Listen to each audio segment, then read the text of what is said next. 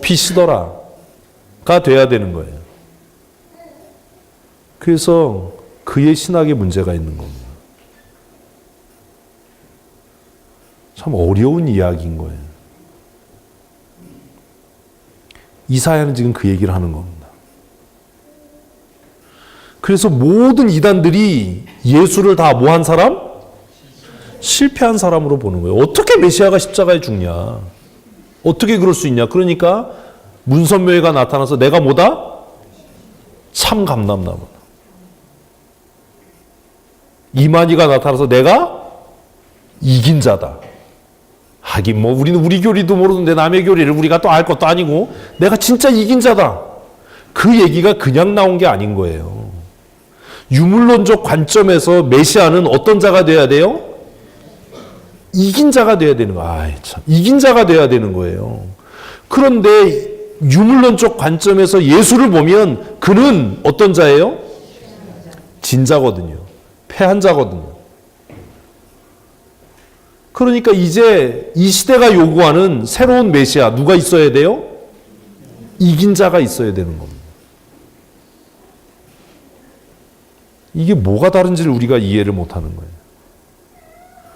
하나님께서는 예수 그리스도를 십자가에 못 박아 죽게 하심으로 그를 하나님의 영광의 찬송이 되게 하신 거예요.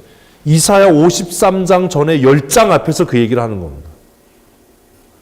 앞으로 메시아로 오실 그가 십자가에 못 박혀 죽는 것을 통해서 그가 나의 뭐가 되게 한다? 영광의 찬송이 되게 한다. 그래서 부끄럽고 수치스러웠던 십자가를 하나님의 나라를 소망하는 창조사관을 가지고 있는 사람들에게는 그것처럼 뭐가 없도록? 영광이 없도록. 그래서 유물사관을 가지고 있는 사람들에게는 십자가가 부끄러움과 수치스였는데 창조사관을 가지고 있는 사람들에게는 십자가가 뭐가 되는 거예요? 영광이 되는 거예요. 그래서 바울 사도가 회심하고 나서 그가 고백하기를 내가 이제 자랑할 건 십자가밖에 없다. 내가 이제까지 알고 있었던 모든 지식, 내가 누렸던 사내들인 공회원으로 누렸던 모든 기득권과 사회적인 명예와 명성은 그 십자가의 영광에 비교하니까 뭐더라? 똥이다. 아무것도 아니다. 바울이 그렇게 이야기했는데 십자가가 아무것도 아니고 부활의 영광에 소망을 가져야 된다. 이게 무슨 소리냐?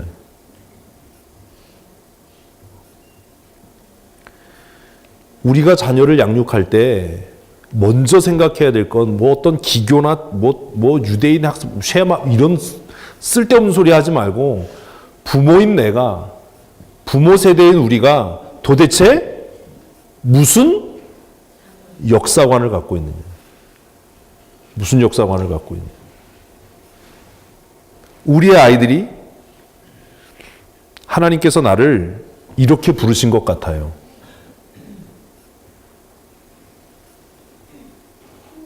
그랬을 때 우리가 그 아이의 말에 어떻게 반응할 것인가라고 하는 것이 사실 우리가 가지고 있는 기본적인 역사에 대한 태도인 겁니다. 이해되세요? 무슨 말인지? 정말 뭐 전교 수석하고 이래서 모든 사람의 기대를 한 몸에 받아서 의대를 졸업한 애가 와서 아버지 내가 기도하는데 하나님께서 나에게 정말 큰 부담감을 주셔서 내가 오지의 선교사로 갔으면 좋겠습니다. 라고 이야기할 때 이놈의 새끼야 내가 너를 어떻게 길렀는데 내가 너 오지의 선교사 보내려고 내가 이렇다면 그 사람은 이제까지 뭐예요? 흑살이에요. 흑살이. 흑살이가 뭐죠? 껍데기예요. 졸지 말라고 하는 소리예요. 믿음 다 거짓말이다. 신앙 웃기는 소리 하지 마라.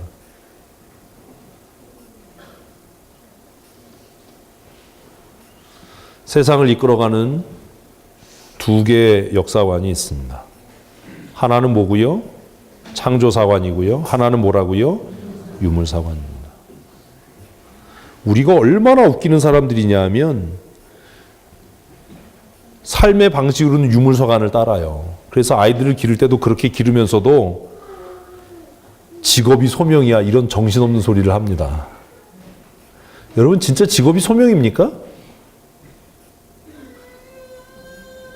막 교회 안에서 어떤 사람들이 목사만이 뭐 소명이냐 모든 직업이 다 소명이다 그렇게 얘기하는 사람들 보면 제가 속으로 아이씨 하이타이 앞에서 거품을 내라 번데기 앞에서 주름을 세라 돼. 진짜 모든 직업이 소명이라면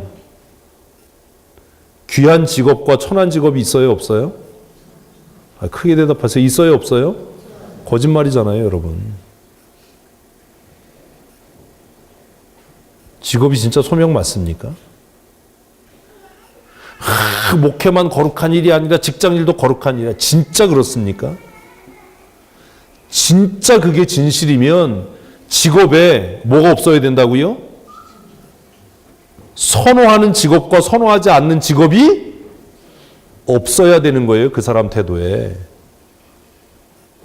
아까 이야기한 것처럼 그 사람 아이가 학교에서 공부를 못 쫓아가고 적응을 잘 못하고 그렇다면 부모가 기쁜 마음으로 그냥 너 평생 놀다가 팡팡팡 놀다가 직업 가져야 될 때 그냥 운동 열심히 해서 환경미화원 시험 봐라. 이럴 수 있어야 그가 직업으로서의 소명을 이야기할 뭐가 있는 사람이라고요? 자격이 있는 사람이에요. 직업으로서의 소명이요? 한국교회는 그런 거 없어요. 창조사관을 갖고 있는 사람들에게만 직업은 뭐라고요? 소명이에요. 직업이 소명이면 그 직업을 급료로 계산하지 않아요. 직업이 소명이면 그 일이 얼마나 힘드냐 힘들지 않느냐로 판단하지 않아요. 그냥 우리는 폼만 들은 거예요. 폼만. 직업이 진짜 소명입니까? 개혁주의자들이 왜 직업이 소명이라고 이야기했는지 아십니까? 그들은 철저하게 무슨 사관을 갖고 있었다고요? 창조사관을 갖고 있었던 사람들이에요. 유물사관을 갖고 있는 사람들에게 바울 사도는 재능 낭비한 거죠. 히브리에 능통하고요. 헬라어에 능통하고요. 법학에 능통하고요. 변론과 변증에 능통하고요. 20대에 사내들인 공회의 공회원이 됐고요. 그가 모든 직업을 포기하고 모든 사회의 기득권을 포기하고 복음 증거자로 나선 것은 성공입니까? 실패입니까? 그래서 아그리빠는 그를 향해서 뭐라고 이야기했다고요? 너의 많은 지식이 너를 미치게 하였다. 라고 이야기한 거예요. 세상의 가치를 따르는 사람들에게 바울은 어떤 놈이에요? 그냥 미친놈이에요. 미친놈. 광신자. 근데 바울은 그 앞에서 기죽지 않고 뭐라고 얘기한다고요? 내가 이렇게 매인 것 외에는 당신도 나처럼 됐으면 좋겠다. 뭐가 다르냐는 우리하고. 그리고 우리가 자녀를 기르면서 정말 고민해야 될 것은 그 아이가 하나님께로부터 무엇을 받도록? 부르심을 받도록, 소명을 받도록. 근데 보세요. 그럼 하나님이 누구를 부르고 누구를 안 부르고 그러실까요? 아니라니까요. 다 불러요. 문제가 뭐냐? 못 듣는 거고 듣고 싶지 않은 거예요. 예? 못 듣는 건 그래도 귀여워요. 근데 뭐가 문제예요? 듣고 싶지 않은 거예요. 왜 꼭 너여야 하냐? 왜 하필 너여야 하냐? 라는 거지. 창조사관을 가지고 있는 사람들에게 있어서 직업은 하나님의 무엇이라고요? 소명인 겁니다. 그것이 정말 하나님의 소명이라면 중도에 포기하면 됩니까? 안 됩니까? 안 되는 거예요. 목회를 하다가 중도에 포기하면 안 되는 것처럼 힘들고 어렵다고 해서 그만둘 수 없는 거예요. 뭐라면? 소명이라면. 누가 하실 때까지?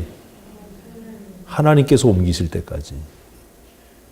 그러니까 내가 내 능력으로 어떻게 옮겨보겠다 뭐 애쓸 게 아니라 하나님께서 나를 거기에 두신 목적대로 쓰여지면 하나님께서 어떻게 하실 거예요? 옮기실 거예요. 내가 스펙을 쌓고 내가 노력을 해서 내가 어떻게 이게 아니고 하나님께서 하나님의 때에 하나님의 방법으로 누가 하신다고요? 하나님께서 하실 거예요. 이게 창조사관을 갖고 있는 사람의 삶의 모습이에요. 유물사관을 가지고 있는 사람들은 직업을 무엇으로 생각한다고요? 신분이에요. 자기 과시예요. 내가 이런 사람이에요. 그래서 이 사람에게는 직업에 뭐가 있어요? 높고 낮음이 있어요.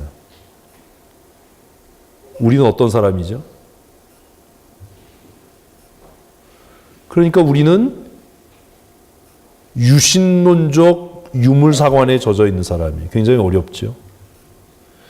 유신론을 따르는 사람은 유물론자가 될 수 없어야 합니다.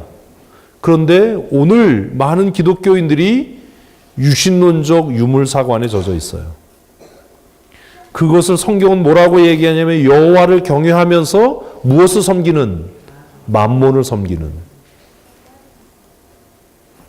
똑같은 구조가 계속 이어져 가는 겁니다. 그러면 어떻게 우리의 자녀들을 우리들이 먼저 부모인 우리가 먼저 하나님께서 우리의 자녀들을 부르시는 소명을 깨닫게 할 것인가? 모든 사람에게 하나님의 뭐가 있다고요? 소명이 있어요. 부르심이 있어요. 그걸 어떻게 깨달을 거냐? 이 문제를 해결하기 위해서 성경을 이잡듯이 잡아야 된다냐 여러분들이 아는 수준에서 설명하려고 이것을 해결하기 위해서 쓰여진 게 성경 중에 뭘까요? 잠언이에요. 잠언. 인생을 살아가는 데 있어서 가장 중요한 게 뭐지요? 지혜예요. 지식과 지혜는 다른 거예요. 학교에 왜 보내요? 지식을 얻기 위해서 보내요. 지혜는 어디 가서 얻지요? 그것을 잠언은 이렇게 이야기합니다. 같이 읽습니다. 여호와를 경외하는 것이 지식의 근본이오늘 미련한 자는 지혜와 훈계를 멸시하느니라. 이게 우리 집 이게 가훈인데 이게 잘 안 돼요. 여호와를 경외하는 것이 지식의 근본이오늘 미련한 자는 지혜와 훈계를 멸시한다. 그러면 창조사관을 가지고 있는 부모가 자녀를 양육하면서 힘써 해야 될 건 뭐예요? 그 아이가 한 가지만 잘하면 돼요. 뭐요? 여호와를 경외하는 거예요. 공부는 언제 하고요?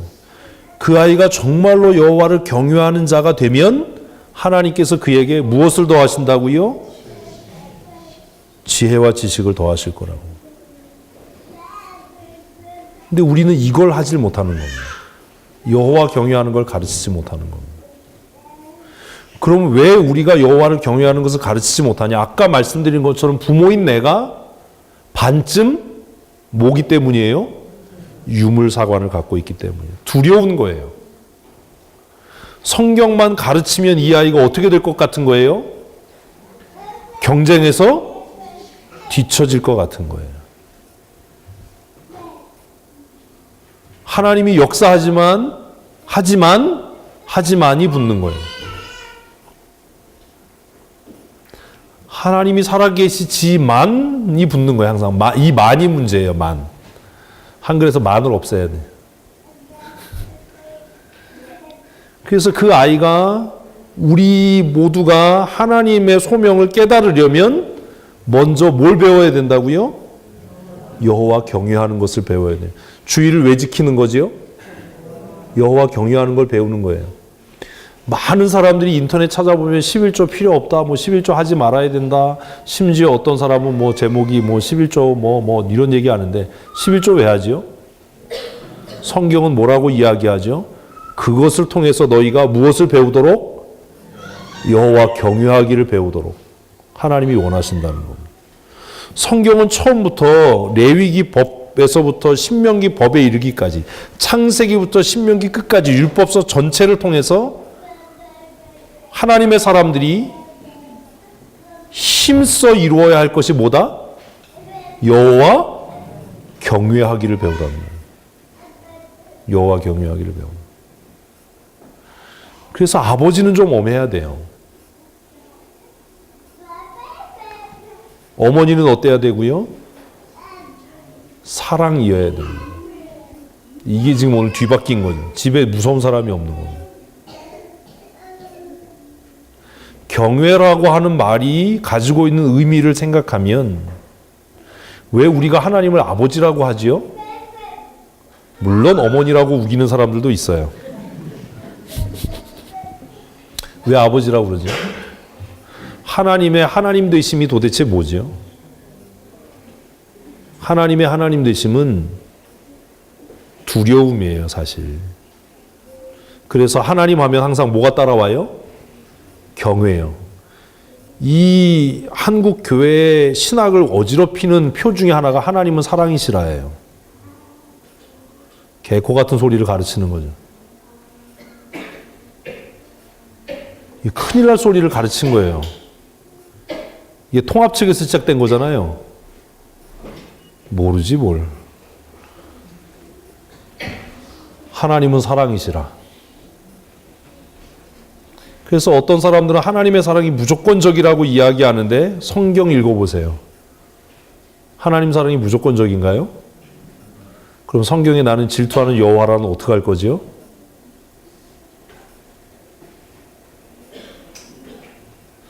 하나님의 이름 뒤에는 꼭 뭐가 붙어요? 경외가 붙어요. 하나님을 뭐 해라? 경외해라. 이게 무슨 말인지 모르는 겁니다.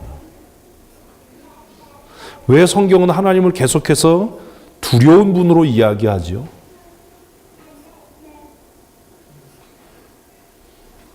이걸 이해를 못하는 거예요. 그래서 보기 좋으니까 다 교회마다 하나님은 사랑이시라 써서 붙이는데 하나님의 사랑이 크면 뭐가 커지는 거예요? 진노와 심판이 커져요. 하나님의 사랑을 논하려면 하나님의 공의를 먼저 이야기해야 됩니다. 공의가 없는 사랑은 뭐가 아니에요? 사랑이 아니에요. 지금 우리가 얘기하는 사랑은 사랑이 아니에요. 그래서 하나님께로부터 소명을 받는 사람들을 보면 먼저 무엇을 깨달아요? 하나님의 두려움을 깨달아요. 구약의 가장 대표적인 사람이 누구지요? 모세예요. 모세에게 나타난 하나님은 어떤 분이에요? 두려운 분이에요. 떨기나무 가운데 나타나신 하나님. 누가 하나님이 사랑이래요? 이사야가 만난 하나님은 어떤 분이에요? 아는 게 없으면 눈치라도 있어야지. 어떤 분이겠어요? 두려운 분이죠. 이사야가 얼마나 두려웠냐 하면 나로 하여 망하게 되었도다. 내가 입술이 부정한 자로 하나님을 보았으니까 어떻게 됐다? 죽었다. 그러니까 숯불 집는 부지깽이로 숯을 들어서 그 입을 이렇게 무서운 얘기, 무식한 얘기를 입을 우리는 얼굴도 안 변하고 지졌디야. 예수 믿는 사람들 무서워요. 숯불로 입을 지져보세요. 어떻게 되나. 그게 얼마나 두려운지. 해볼까요 한번? 궁금한 분들은 초가집으로 오세요. 숯불 피워서. 그리고 나서 이사야가 하나님께 뭘 받아요? 소명을 받는 거예요. 하나님의 부르심이라고 하는 것은, 하나님의 소명은 어떤 사람에게? 하나님을 경외하는 자에게 주시는 은혜예요. 내가 무슨 재주가 있는지, 하나님의 소명이 뭔지 왜 모르냐 하면 그에게 하나님에 대한 뭐가 없어요? 경외함이 없기 때문이에요. 이 이상한 표들이 교회를 망치는 겁니다. 아주 이상한 복음을 전하는 사람들이 성도들을 망치는 거예요. 성경은 계속해서 자녀들에게 뭘 가르치라고요? 하나님 경외하기를 가르치라고 얘기를 해요. 성경에 하나님의 부르심을 받은 사람들이 공통적으로 겪었던 어린 사무에게 나타났던 하나님도 어떤 하나님이에요? 두려운 하나님이에요. 도대체 누가 그런 말을 자꾸 만들어내는지 모르겠어요. 하나님이 두려워져야 내 죄가 깨달아지고 그 죄를 회개할 때 하나님께서 뭘 베푸신다고요? 은혜를, 사랑을 베푸시는 거예요. 그 앞에 걸 다 생략해버리고 하나님은 무조건 사랑이다. 이건 문제가 있는 겁니다. 엄청난 이야기를 하는 거예요. 그래서 우리와 우리의 자녀들이 하나님께로부터 무엇을 받으려면 부르심, 그 소명의 은총을 덧입으려면 그 아이가 어려서부터 무엇하도록? 하나님을 경외하도록 가르쳐야 되는 겁니다. 사무엘이 처음부터 하나님의 부르심을 받았던 것이 아닙니다. 그가 어머니의 곁을 떠나서 엘리 밑에서 뭐 할 때? 여호와를 섬길 때에 하나님께서 그를 부르시는 겁니다. 하나님의 부르심은 그런 거예요. 왜 왕궁에서 잘 먹고 잘 살 때 하나님은 모세를 부르지 않았을까요? 왕궁에 있었던 모세의 마음에는 하나님에 대한 경외함이 없었어요.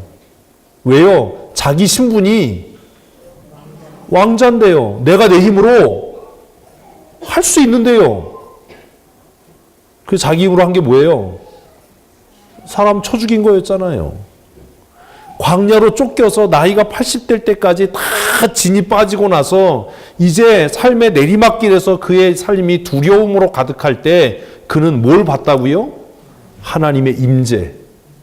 하나님의 임재가 그에게 어떻게 나타났어요? 두려움으로 나타났어요.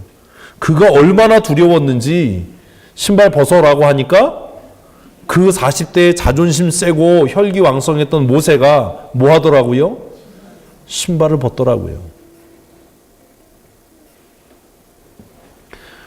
하나님의 부르심이라고 하는 것을 우리가 우리의 삶을 통해 깨달으려면 먼저 부모인 우리가 하나님을 뭐 해야 돼요? 두려워할 줄 알아야 돼요. 왜 주의를 지키고 왜 하나님 앞에 시간을 들이고 물질을 드리느냐? 거기에 하나님에 대한 뭐가 없으면, 두려움이 없으면 망하는 겁니다. 부모가 하나님 앞에 하나님을 경외하는 모습으로 살아가는 것을 자녀들에게 보이는 것으로 이미 교육은 끝난 겁니다. 교육은요, 말로 하는 게 아니거든요. 하나님에 대한 두려움이 우리로 하여금 조신하게 하고 근신하게 합니다. 우리의 입술을 무겁게 합니다. 그래서 잠언은 지혜를 이야기하면서 처음부터 뭐 해라? 여호와를 경외해라. 두려워해라.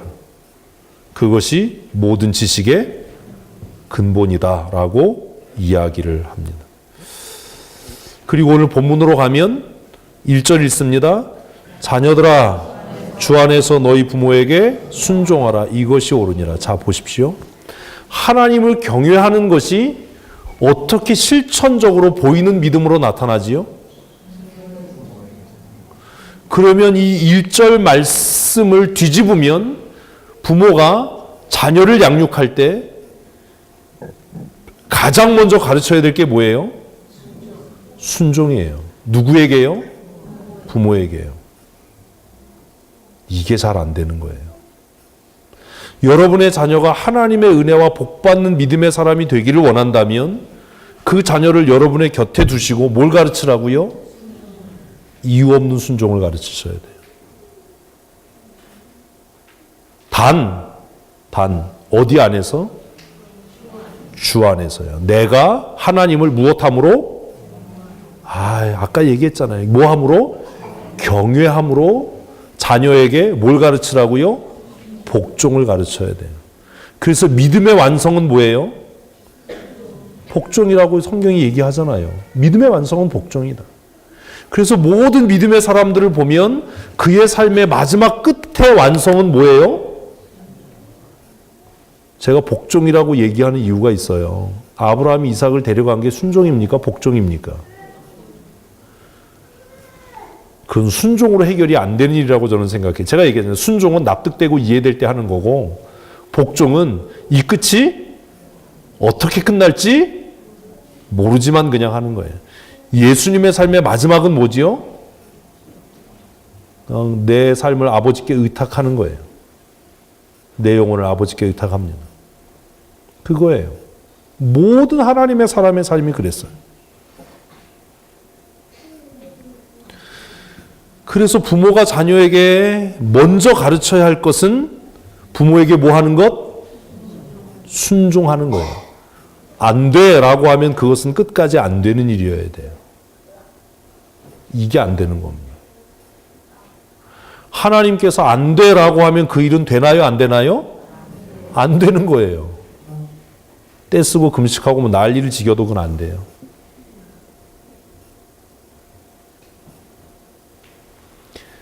자녀들이 여호와를 경외하는 것을 보이는 믿음으로 실천시키는 게 뭐예요?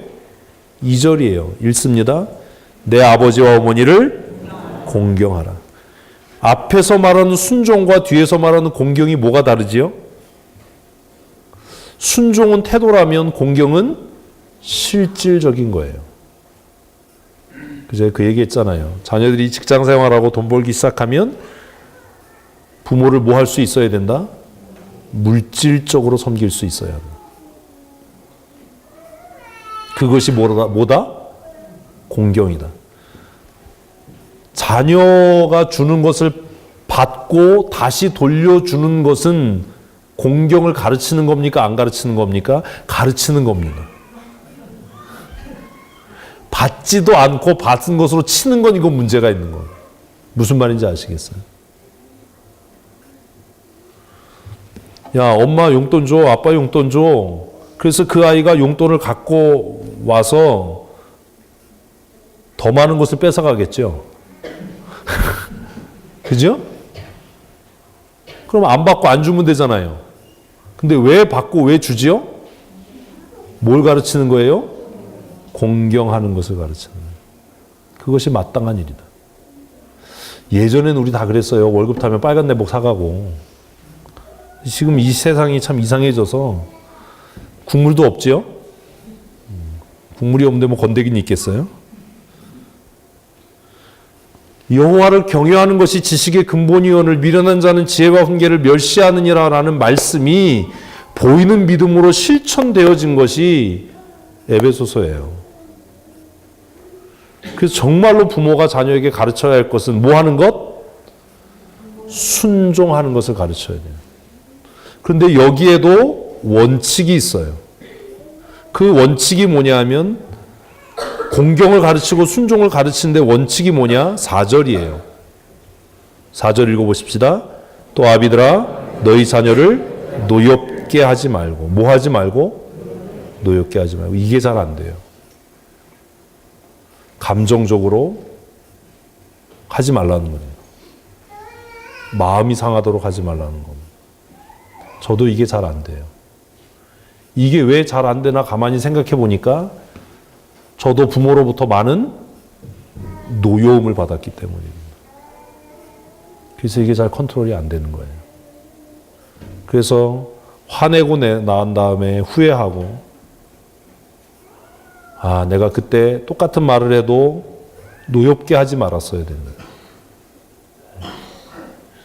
안 돼 라고 하는데도 계속 징징거릴 때 이걸 두들겨 팰 거냐 내버려 둘 거냐 어떻게 해야 되는 거예요? 내버려 둬야 되는 거예요. 두들겨 패지 말고.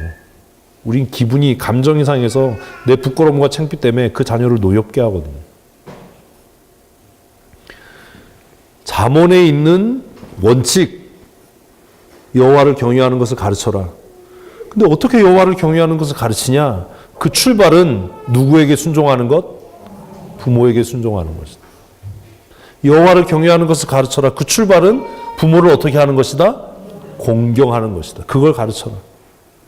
그것이 약속 있는 첫 계명이고 이로써 너희의 자녀가 땅에서 잘되고 형통할 거야. 그런데 이것을 가르치는데 안전장치, 원칙이 뭐냐 하면 그 자녀를 뭐 하지 마라? 노엽게 해서는 안 된다. 그리고 단서를 하나 또 달지요. 오직 주의 교훈과 훈계로 양육해야 된다. 그러면 부모가 성경을 늘 가까이 해야 되겠죠. 이것이 내 욕심인지 하나님의 교훈과 훈계인지 분간할 수 있어야 될 거 아닙니까? 그래서 여러분 제가 큐티하라고 하고 성경을 읽고 해석하는 훈련을 해야 된다라고 말씀드리는 이유가 뭐냐 하면 모든 부모는 자기 자식이 잘 됐으면 좋겠고 나 같은 고생 안 했으면 좋겠고 더 좋은 환경에서 살았으면 좋겠고 다 그런 욕심이 있어요. 근데 이것이 하나님의 교훈과 훈계인지 내 욕심인지 내 야심인지 그것을 분간해낼 수 있는 것은 뭐밖에 없어요? 성경밖에 없어요. 지금 두 가지 얘기한 거예요. 두 가지인지 모르세요. 첫째로 둘째로. 첫째는 뭐요? 창조사관으로 가르쳐야 합니다. 창조사관으로 자녀를 가르치면서 하나님의 소명을 받은 사람으로 가르치기 위해서 두 번째 뭘 가르쳐라? 여호와 경외하기를 가르쳐. 이렇게 첫째, 둘째 해주는 게 안전해요. 그죠?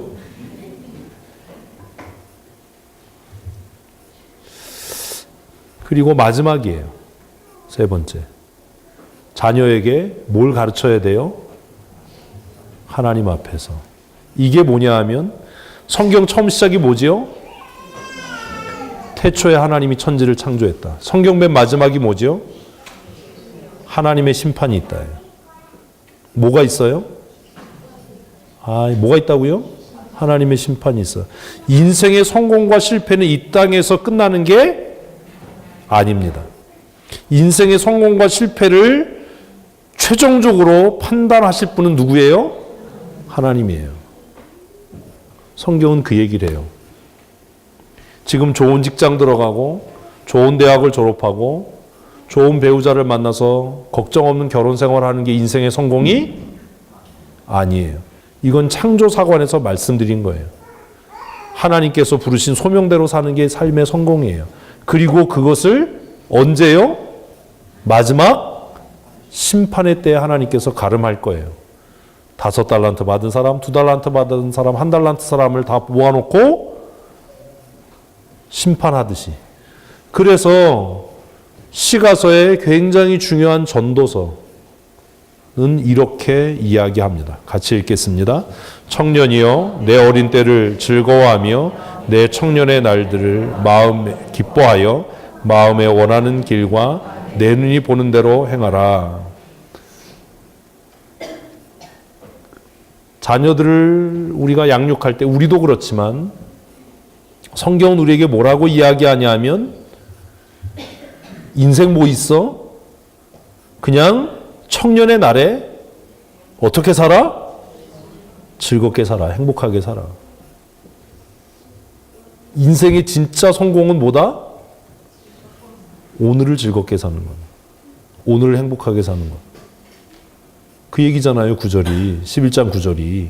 청년이여 내 어린 때를 즐거워하며 내 청년의 날에 나를 마음에 기뻐하고 마음에 원하는 길과 내 눈이 보는 대로 행해라. 우리 아이들은 너무나 불행한 시간을 보내요.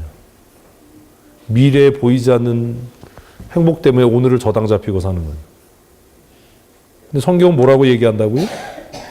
내 어린 때를 즐거워하래요. 내 청년의 날에 내 마음이 기뻐하는 거 다 하고 살으라는 거예요. 여기까지만 보면 얼마나 할렐루야야. 그냥 이러면 예수 믿지 말고 살아야죠. 그런데 9절 마지막에 뭐라고 이야기합니까? 같이 있습니다. 그러나 하나님이 이 모든 일로 말미암아 너를 심판하실 줄 압니다. 그래서 아이를 양육하면서 원칙은 뭐다? 즐겁게 살아. 뭐 해라? 즐겁게 살아. 공부해서 불행하면 뭐 하지 마? 공부하지 마. 아멘. 저도 그렇게 생각해요. 공부해서 불행하면 공부하지 마. 공부해서 불행한 애들도 있잖아요. 공부하지 말아야지 뭐. 직장 생활하는 게 불행해? 그럼 뭐 하지 말아야 돼? 출근하지 마. 때려쳐. 그만둬. 행복하게 살아요. 때려쳐. 이명희 집사 내일부터 가지 마. 때려쳐. 주의가 먹여 살려. 걱정하지 마. 살림해 그냥. 박원사님 얼굴이 굳어지고 있어요. 사과장사 하면 되지 뭐, 그죠? 원칙인 거예요. 어떻게 살아? 행복하게 살아. 즐겁게 살아. 행복하게 살아. 단 뭐만 잊지 말고 심판이 있어. 이 얘기는 너의 인생을 누구 앞에서? 하나님 앞에서 어떻게 살아라? 즐겁게 살아라. 이걸 가르치는 거예요. 너의 인생을 누구 앞에서? 누구 앞에서? 하나님 앞에서 어떻게 살아라? 즐겁게 살아라.